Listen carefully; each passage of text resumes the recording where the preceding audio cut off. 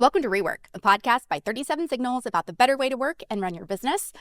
I'm your host, Kimberly Rhodes, and this week I'm joined solo by Jason Fried, CEO and co-founder of 37 Signals. This week, I thought we would talk about naming products over the company's 25-year history. We've named dozens of products, and Jason, I'm assuming you're kind of the leader of product naming, so I thought we could kind of talk about how that works. Is there a process that you go through when you're starting a new product? Yeah, it's not to try too hard. I think this is the thing I've learned. I remember when I first started doing this, I'd go to the thesaurus immediately. There's this word, and let's go to the thesaurus and see what other words. And the harder you try, the worse the names are. So I try to just be as open as I can and let them come to me. Sometimes I think a little bit about a theme, like with Basecamp.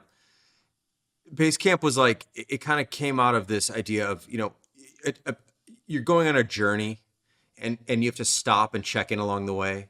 And that's kind of like what a base camp is. If you're really going, climbing a mountain, you get to base camp and then you rest and then you get to base camp. So that was sort of the idea. And then from that, backpack was a natural follow-up, essentially, So they intentionally kind of went together in their naming. It kind of happened by accident, but it was a natural, you kind of carve out this space, then you play with that space, like campfire, backpack, base camp. Those were our first three. And then High Rise was originally going to be called Sunrise. But Sunrise there was a trademark issue with Sun Microsystems. They were very, very aggressive with anyone who used the word sun anywhere in their names and software. So we ended up going High Rise. That was the first break from that, camping style pattern. And it's not like we're big campers. It just kind of happened. So we just rolled with it basically. I do tend to like names that have two syllables, if possible. There's just something nice about it, unless you can find once was one syllable. And it's also the word one, essentially. So that worked. But in general, two syllables seems to work pretty well. It's not a requirement, but there's a nice bounce to it. And I try, for the most part, not to make up words, but sometimes you kind of have to. Writeboard which is an early product of ours. There's no such thing as a writeboard, but it kind of sounded like there could be. And so a writeboard, yeah, sure. It's kind of like a whiteboard, but a writeboard. It's yeah, okay, sort of, or a blackboard, whatever it is. It sounds like it could be real, so let's go with that. And I don't like camel casing either, which is when you use a base camp would be a capital B and a capital C. I don't like that, single words that look like they'd be real words. Okay, let's go back to the trademark issue with High Rise and it being something else. How often are you going to search trademarks as you're coming up with names? And then also on that same note, domain names. When does that come into the process? Well, domain name, let's start with that because that was interesting. When we first launched Basecamp, it was basecamphq.com. This was back in 2004. And we couldn't get basecamp.com. It was taken. So we just said we didn't even reach out to the guy. I don't think whoever owned it, just no. And backpack was backpackit.com and campfire was campfirehq.com and High Rise was, I think, highrisehq.com. It didn't matter that much really at the end of the day. I mean, once we ended up having some money in our pockets, and the company was doing well, we ended up buying basecamp.com from the fellow who owned it. Hey.com, of course, is another single syllable word, which we launched with hey.com. We spent big money to get that domain because it felt like it really mattered because it was going to be somebody's email address. So it does depend. We tend to try to want to get .coms though. I don't think we have any other alternate. We do have some that we don't really use, but we don't, our main products are always .coms. It just maybe the era where you're brought up in .com was the thing, and it still is the default in all the browsers. But I wouldn't let it scare you away. I know a number of people who reach out to me oh, what do you think of this name? I like the name. They're well, I couldn't get the domain. I'm well, then throw an HQ at the end or throw something at the end. It doesn't really matter that much. It's not going to make or break anything, probably really. If you can get it, great. If you can't, fine. Maybe one day you get it later. Not a big deal. So that was that. As far as trademarks go, I don't pay too much attention initially. I try to find a good name first. And then we can look around and see. There's only been a couple of cases where we couldn't use a name. I think High Rise was one, or Sunrise was one. We turned to High Rise, which was fine. There's another one, Haystack, I think, which we own the domain haystack.com. we launched something that was like a website design finder, which we eventually renamed as Sortfolio, but it was originally called Haystack. And there was another product out there that had a directory listing style thing, and I think they pushed back at us, so we just kind of walked away from that and just renamed it to Sortfolio. Again, didn't really matter in the end. But there's certain things you do want to stay away from, like especially big companies with lots of lawyers and unlimited deep pockets. Otherwise, like we're gonna probably roll with it and see what happens. Well, and we just found out the Hey trademark just recently got approved, or Yes. it's been finalized. So that, it's been a couple years since that product launched to actually having a trademark. Right. I mean, you can have a pending trademark. At the end of the day, like if you have the domain name, you're in pretty good shape anyway, kind of to some degree. Of course, like if there's a lawyer listening, like someone could take your domain, or someone not necessarily take your domain, but they can, if you use the domain in a certain way and there's trademark infringement, you can have a problem there. We've avoided that for 25 years for the most part, except for the Haystack situation, which wasn't a big deal. We just renamed the thing. And we've had to push back on a few other companies that have been using things similar to ours. There was a time when we should have pushed back. Garmin, many people know Garmin. They make like fitness trackers and GPS things. They have a product called Basecamp, which we should have pushed back on, and we didn't. So that ended up being a thing. But technically, I don't know if we would have been able to get away with pushing back on it because it was a very different product.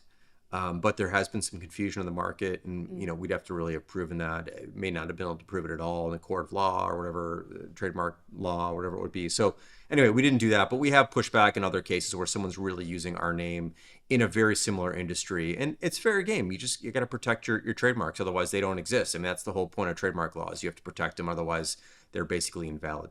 Yeah. Okay, so let's go back to syllables. You said you typically prefer 2 syllables. Hey, obviously, is 1. Was that intentional because it would be an email address? So Hey is kind of the way I've always started almost all my emails since I've been writing email, which is like, hey, person's name, and then a hyphen. That's like how I've always done it. So I'm like, it'd be kind of fun to get Hey as an email service name. I think initially it was something else. I can't even quite remember what we initially called it, but then Hey kind of came into focus. But we're only going to use it if we can get the domain name. And because other people were going to be using this domain name when they got a Hey account, it was very important to us to have a very, very short domain name. 3 letters, incredibly short. It's very rare to get an actual word that's 3 letters that's kind of somewhat related to the thing you're doing. Like Hey is how people communicate. So it kind of just was perfect. It cost us a lot of money. I can't talk about how much money, but it cost us a lot of money to get the domain. And short, it just happens to be 1 syllable. It could be a 3-letter word with 2 syllables. I'm not sure how many of those exist, but perhaps there are a few. But it wasn't the syllables in that case. It was the character count. 3 was perfect. I don't think you can get much shorter than that, really, realistically, without spending, buckets and buckets of money, which in some cases you couldn't even get them at all. I don't know how many 2-letter domain names even exist, frankly. But 3 letters, an actual word, was a good fit. So we went for it. Okay, cool. And then I've also noticed many of the product names play with capitalization, like Hey, all caps, REWORK, all caps, Once, all caps. Tell me your thought process about that. Yeah, when it's short, I tend to like all caps. I don't know why. I've seen it, like Sony was all caps. There's a handful of other companies that are all caps, short words. I just like the way it looks in all caps. I tend to write in all caps because I'm an idiot. I can't write in lowercase anymore. So I write in all caps. But I like the blockiness of it. I think if it's too long, it becomes too strong in a sense. But one of the things is when you have a word like Hey, which of course is an actual word, and Once is an actual word, capping it, making it all caps, gives it a presence that doesn't let it get lost in a sentence that could also have a word like Hey in it or Once in it. So it sort of does something to it. It gives it more seriousness, more stability.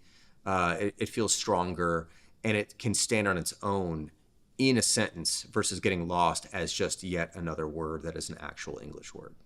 Yeah, that makes sense. Okay, let's talk about working titles for products versus the actual finished products. We're about to release our newest Once product, Write Book, but we've talked about it previously as Workbook. tell me kind of where that transition happened and why it happened. Yeah, it was originally called Workbook. That was the working title, but also the intended title. Because initially the product was intended to be a business. Look, we were using it internally for like business books or like employee handbooks or run books, which is what technical teams often use, or things like that. And so we're like, it's for work book. It's a workbook. Workbook. And there's things called workbooks. Like, okay, this works, right? It's a word. It's a word. It's a word, and it also kind of worked really well. It fit with the idea of the product. But as we got into this and we decided we were going to make this a free product, and it's going to be more for personal publishing, we think that's ultimately what more people are going to use it for. People might use it for work too. But it sort of began to expand beyond work. And it just felt like there was an opportunity here to tweak it. We hadn't released it yet. So like, even though we talked about it as workbook, like who cares? This is the other thing. None of the stuff really matters. Like people are like, well, you already called it yeah, whatever. In 3 months, people forget what we called it before. It doesn't matter. So, I mean, you don't really typically want to release a product, make a big deal about it, have it out on the market and then change the name, but like ahead of time, whatever, it doesn't really matter. So we used to have this product called Writeboard, which was way back in, I think, 2005, which was our first writing product. It was a way to write basically individual pages, just one page of text, and collaborate with somebody else on it and keep versions, and very, very, very early version control writing tool. So it's called Writeboard. And this is essentially kind of that, but in a book format. Not really that, but close enough. So write book. And it's also kind of like caveman-y. It's like, I will write book. It's just kind of like fun and tight. Anyway, so write book seems to be what we're leaning towards right now. And I don't know when this podcast is going to come out, but it's probably going to be called Write Book. And if not, we'll have to record another podcast about changing the name again. But that's the plan. It feels good. It's still tight and short. It's not a real word, but neither was Write Board. So we kind of feel like we have permission. We've given ourselves permission to follow the same pattern again.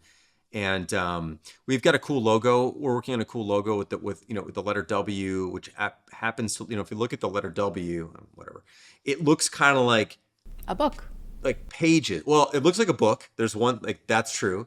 It also looks like if you open a book and lay it flat, you'll sometimes have these pages sticking up, which can make a W. So we're playing with that. So W seems to work well. That would have worked well with workbook as well. I do like the way workbook looks better.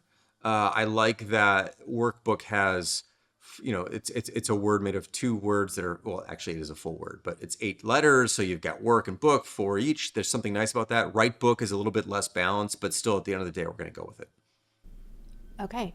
And then since you started talking about the logo, let's talk about logo design. I'm assuming the product name comes first, completely finished before any logo design happens. Is that part of the process?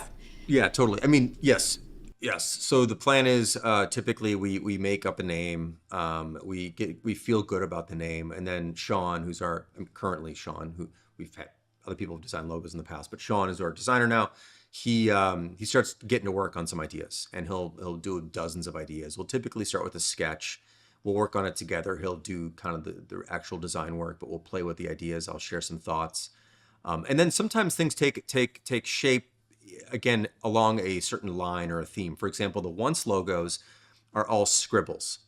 So the Once logo is kind of like a scribbled O, and then the Campfire logo is like a scribbled flame, all single line essentially. And the Write Book one we're not done with it yet, but it's probably going to be a single line to scribble based thing. So we're just like leaning into the scribble thing because that's where we started. And it's kind of a fun thing to do.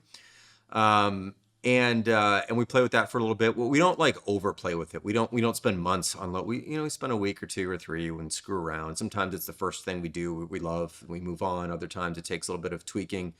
But we don't go through some long, huge, arduous process that just like takes forever. And we don't do like entire style guides or branding guidelines where you can and can't use it. And it's such a way. I mean, I know big companies do this and small companies do it to try to act like big companies, but it's such a waste of time.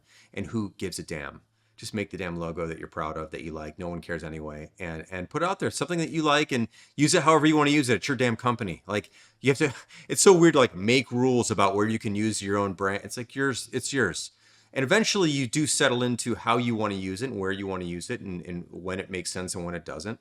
but it doesn't matter that much. Just don't worry too much about that. This is where like companies get caught up spending and wasting so much time and effort on things that just simply don't matter.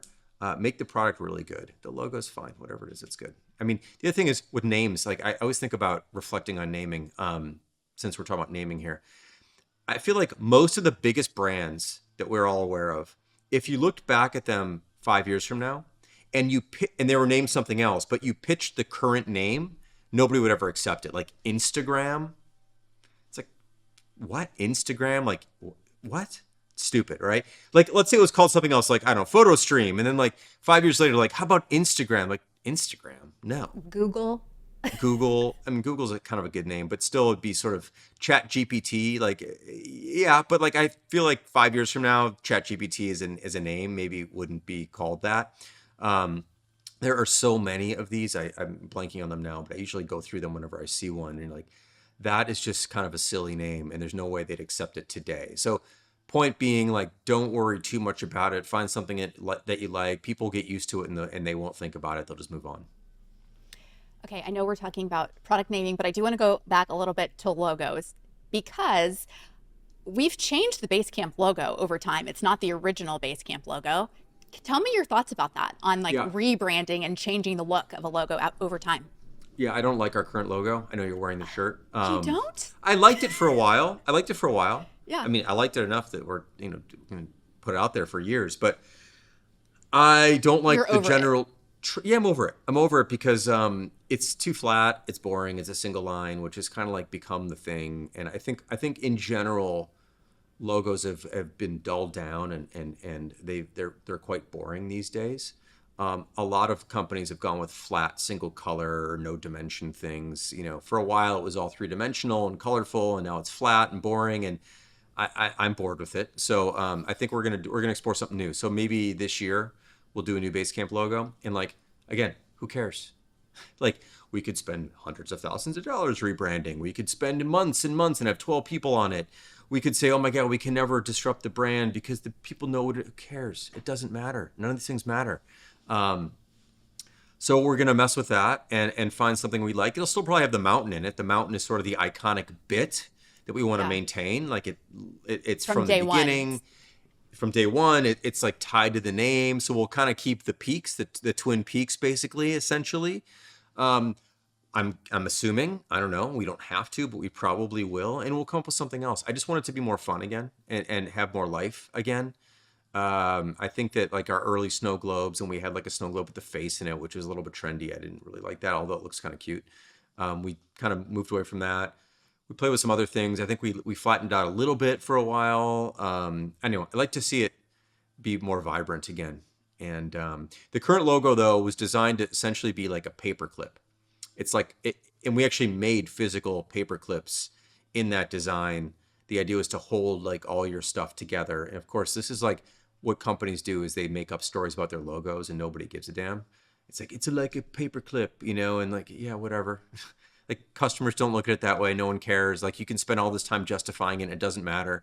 So we tend, as you can tell, names and logos seem like they're important, and they kind of are to some degree, but like they're not that important to spend so much time on them. So we just kind of move on and play. I think the biggest thing is just to play. If we want to change a logo, it's our company, it's our product, we can do it. Like, don't feel like you can't do things because you set out at some point and people have to get used to it. Who cares? What's the difference? So in an earlier podcast episode, we had mentioned that we're working on a couple of new products, or will be working on a couple of new products this year. Where in that naming process are you currently? Does everything already have like a fake name? Yeah, both have working titles. One has already had 2 working titles. One of them I really like. I won't say it yet, but I think it will probably end up being the name. It's very visceral.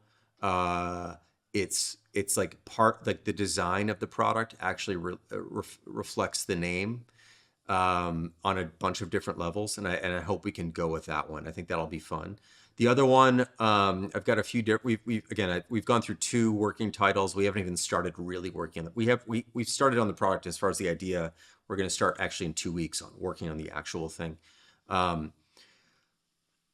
There's a name I like that we'll see, and there's a short domain name associated with it that we might end up getting if we can.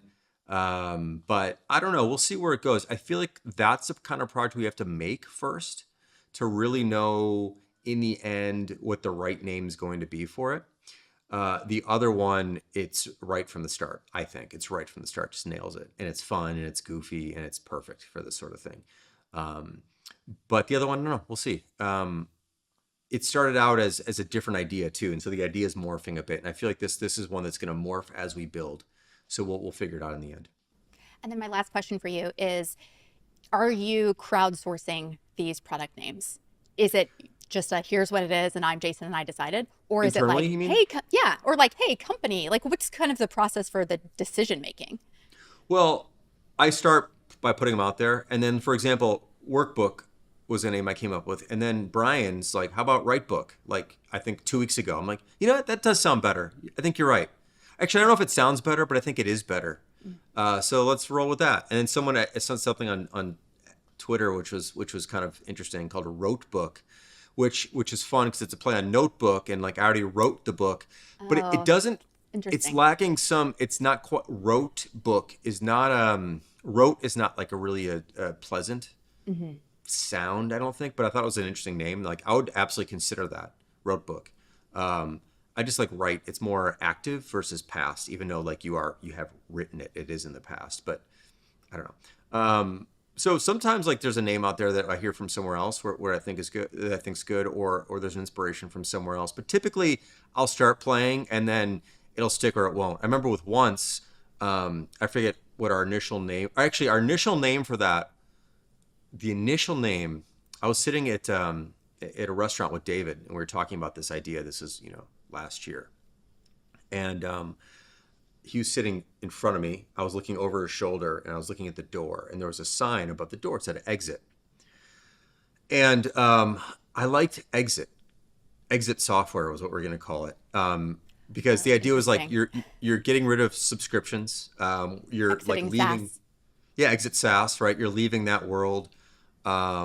It's sort of a nice, there's something kind of interesting about it. It's also kind of edgy, and I was just going to use the universal exit sign, which is like in a rectangle with like kind of neon letters.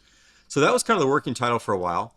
And then as we really got into it and we realized this is really, you pay once and you get it, even though the next product's going to be free, there's no paying at all. But, it just kept thinking like we pay once, like let's just double down on the real differentiation here, which is this idea of once.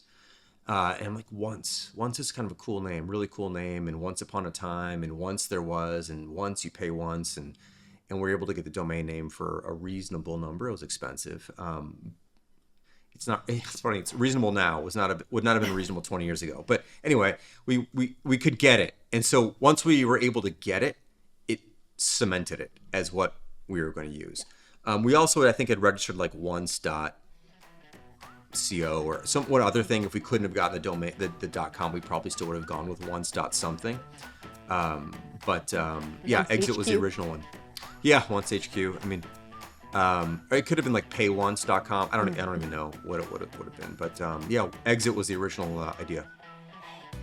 Well, that's kind of fun. I love how it evolves over time. Well, we'll be listening to see how these new product names evolve over time. Until then, REWORK is a production of 37 Signals. You can find show notes and transcripts on our website at 37signals.com/podcast. Full video episodes are on YouTube and Twitter. And if you have a question for Jason or David about a better way to work and run your business, leave us a voicemail at 708-628-7850. You can also text that number. We just might answer it on an upcoming show.